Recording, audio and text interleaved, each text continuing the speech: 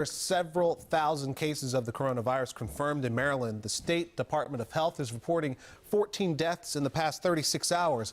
At least 3,600 Marylanders have tested positive and 67 have died.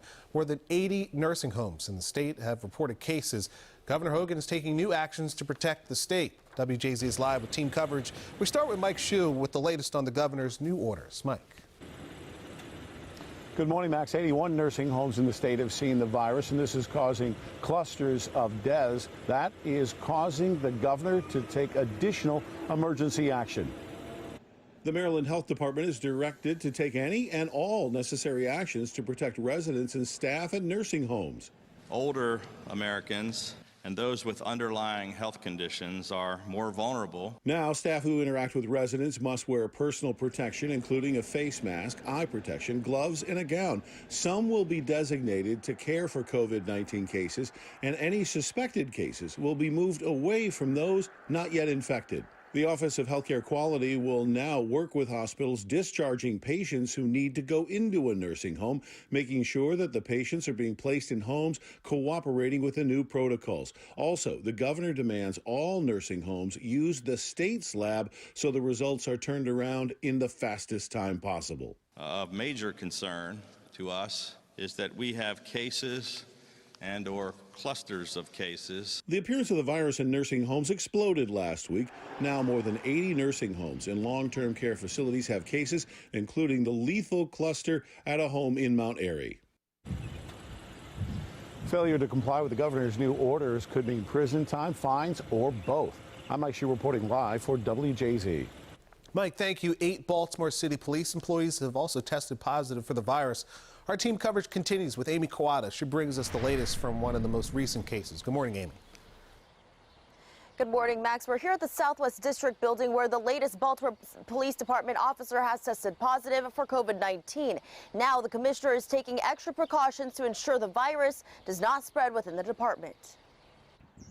8 Baltimore Police Department employees, including 6 officers and 2 civilian employees, have tested positive for coronavirus. On Sunday, Police Commissioner Michael Harrison confirmed an officer in the Southwest District tested positive. Now, the building, along with all vehicles assigned to the district, are being sanitized. Since the coronavirus pandemic began, 305 officers and civilian employees have been quarantined. 86 of them have been cleared to return to work. The department is now working on rapid testing for officers. And according to Commissioner Harrison, units from other districts will be used in the meantime to help maintain police coverage within the Southwest District. Reporting live this morning, I'm Amy Kawada for WJZ.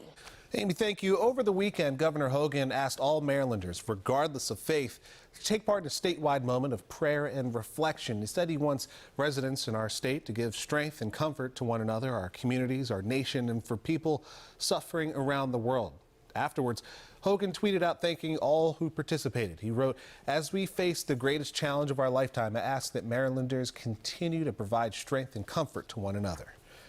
Nearly 10,000 Americans have died from the virus, and the virus is still not under control. President Trump is again promoting a drug unproven to fight the virus. Riley Carlson reports for WJZ from London. What really do we have to lose? President Trump used last night's White House briefing to push the drug hydroxychloroquine in the fight against the coronavirus. I'm not acting as a doctor. I'm saying do what you want. Though health experts warn it has potentially dangerous side effects. What do you think about this, and what is the medical evidence? President Trump stopped Dr. Anthony Fauci from commenting on the drug at the briefing. Earlier, he told Face the Nation more studies are needed about its effectiveness. The data are really just at best suggestive. Meanwhile, the Surgeon General is warning this could be the worst week for Americans. The next week is going to be our Pearl Harbor moment. It's going to be our 9/11 moment. In a possible sign of progress, New York saw the number of daily deaths drop slightly on Saturday. What is the significance of that? It's too early to tell. Someone flew a drone along Manhattan this weekend to remind New Yorkers to maintain social distancing.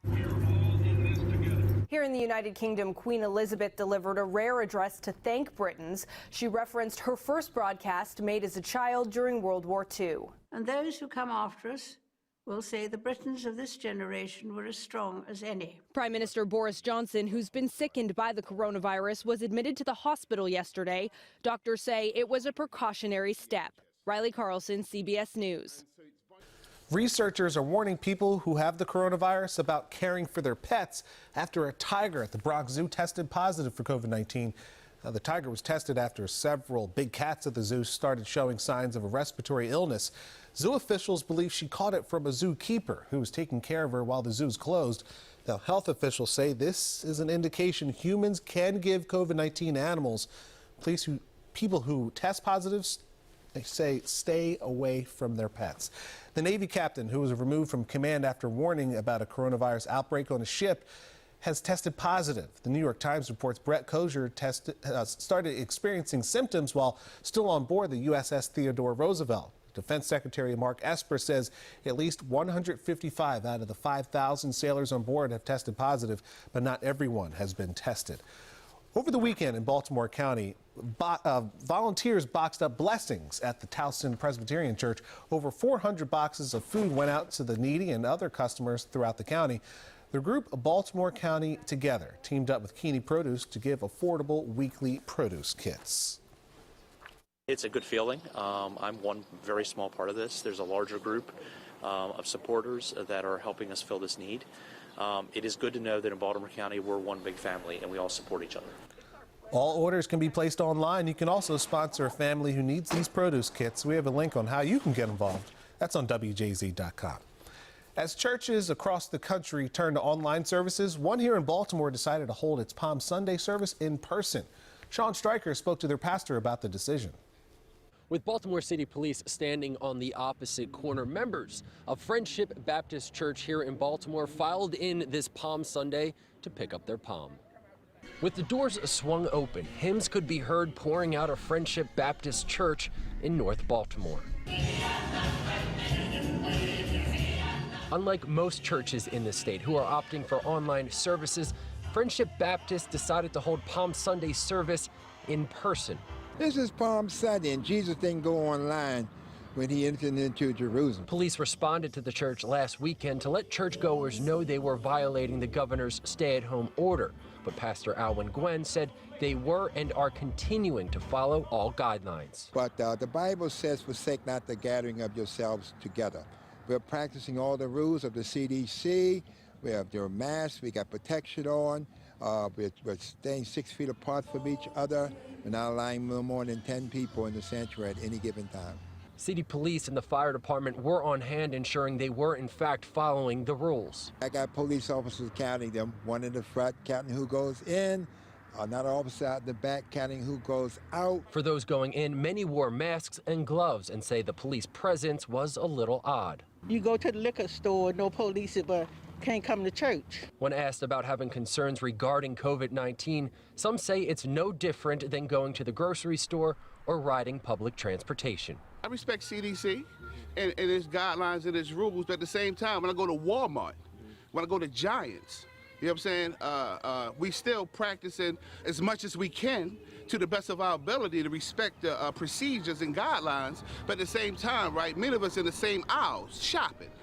As for how many people came out today, they estimate that number to be in the hundreds. One woman told me she was driving down the street, saw people walking with their palms, pulled over to go inside and get hers. Reporting in North Baltimore, Sean Stryker for WJZ. Okay, stay with us as we follow the new developments in the pandemic, both on air and online. We have everything you need to know. That's on WJZ.com.